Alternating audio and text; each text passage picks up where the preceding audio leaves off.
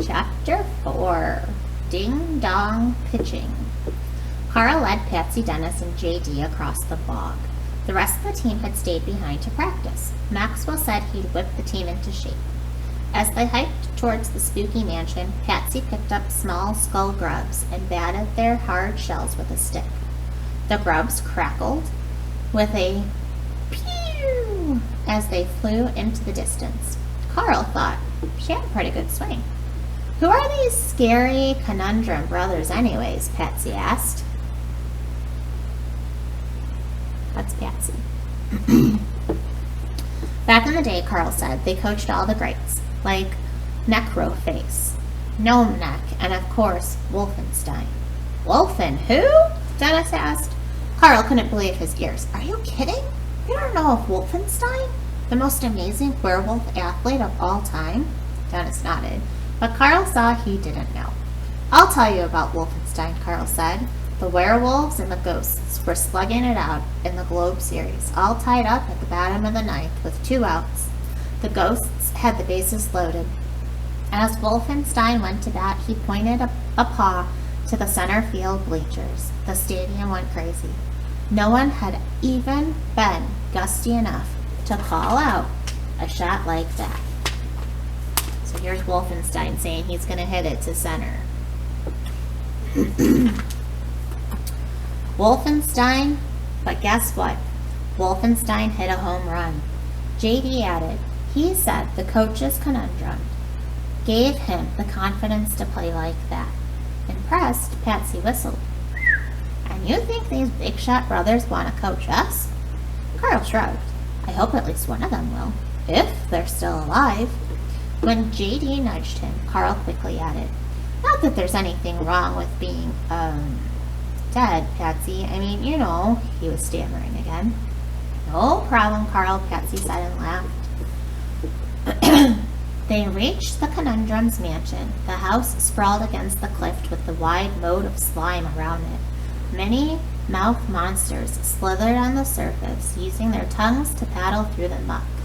The drawbridge that led to the front door was up. They had no way across. "Coach Conundrum!" Carl yelled, but the mansion was made of heavy stone with no windows. No one inside would hear him. "There's a doorbell next to the door," JD said. "I bet we can throw a rock at it and make it ring." "Great idea," Carl said. They hunted around for stones and started throwing them at the door. They all missed, bouncing into the moat with goopy splashes. The mouth monsters slithered over and crushed the rocks with their teeth. Kerklink, kerklink. The sound came from behind them. Carl turned around. "Oh no," he said. Trash gobblers were crawling out of their holes in the bog and waddling towards them. The creatures' teeth glinted in the moonlight. "They must have heard the rocks banging on the wall," JD said. "They're hoping it's dinner."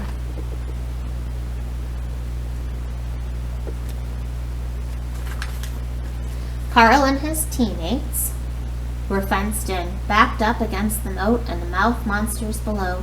"We need to hit that doorbell," Carl said, and started throwing rock after rock. All their pitches missed the mark. Dennis threw one of the last rocks. As it left his hand, there was a squeak. Without thinking, Carl's ears pointed up and started chasing it. "No!" Patsy reached out to grab Carl and stop him, and her arm tore off.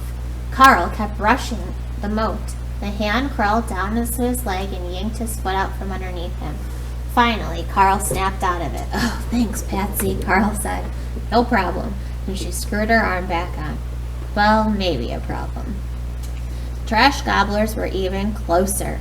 Dennis turned into a bat. Carl was starting to think they should just jump in and take their chances with the mouth monsters. There was one rock left. JD picked it up and turned white with fear. Carl could see his heart was pounding inside of his body. Based on the heartbeat, he could tell how JD was going to throw it. "A little harder," Carl said. JD nodded and threw the rock. It was an amazing pitch with a corkscrew in the middle. The rock whizzed around the moat, across the moat, darting and zooming and zeroing in just like a bullseye. It snapped right into the doorbell. Ding dong. Even though the stone walls... Excuse Excuse me. Even through the stone walls, they could hear someone shout angrily inside. With a rattling of chains, the bridge came slamming down toward them so fast the monsters had to jump back. They hurried across the bridge to the front door. The trash gobblers retreated as if they didn't want to get any closer to the mansion, or the monsters that might be inside. Nice throw, JD, Carl said, catching his breath. Are you guys okay? The others nodded. They all turned toward the door and waited.